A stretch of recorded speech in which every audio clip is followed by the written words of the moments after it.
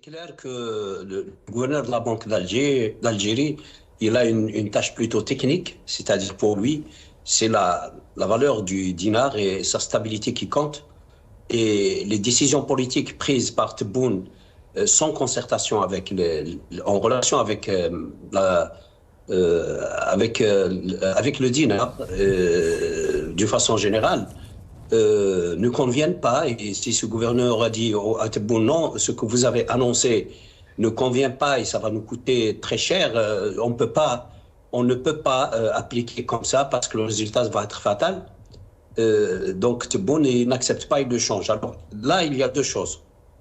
La première, c'est que normalement, c'est l'inverse qui devait se passer. C'est-à-dire, avant que Tebboune annonce une mesure qui concerne la valeur du dinar, il devait se concerter avec les spécialistes, parce que lui, il n'est pas spécialiste. En fait, il n'est spécialiste de rien.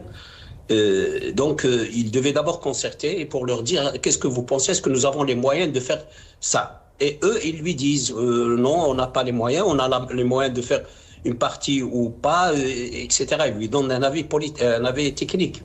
Et à partir de là, il fait son annonce de décision. Or, ici, on a vu que Tebboune avait fait une annonce, voilà, on va augmenter la location touristique.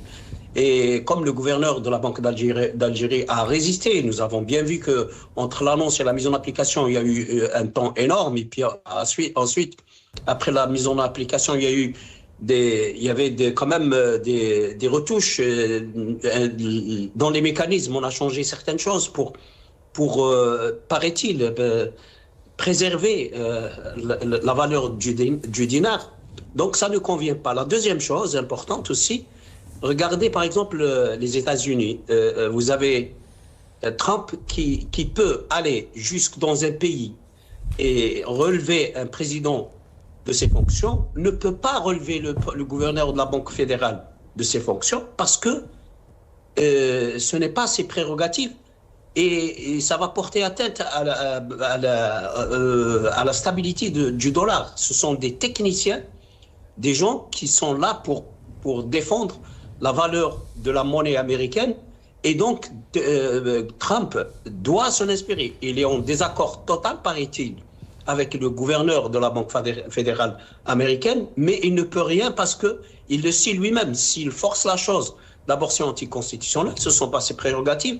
Ensuite, il sait très bien qu'il va causer beaucoup de tort, donc l'intérêt du pays prime avant les intérêts personnels et les promesses personnelles, etc. Donc là, c'est clair que Tebboune est arrivé à la fin de ses promesses qu'il lançait à droite à gauche et qu'il est face à l'incapacité d'appliquer toutes ces promesses. Et donc, il choisit un autre moyen, c'est le suicide, ce que j'appelle moi le suicide, c'est de changer les gens qui lui disent on ne peut pas faire ça, de les remplacer par des gens qui lui disent oui, nous on peut faire. Et donc, après, le résultat va être fatal. Et ensuite, c'est le pays qui va en payer les pots cassés.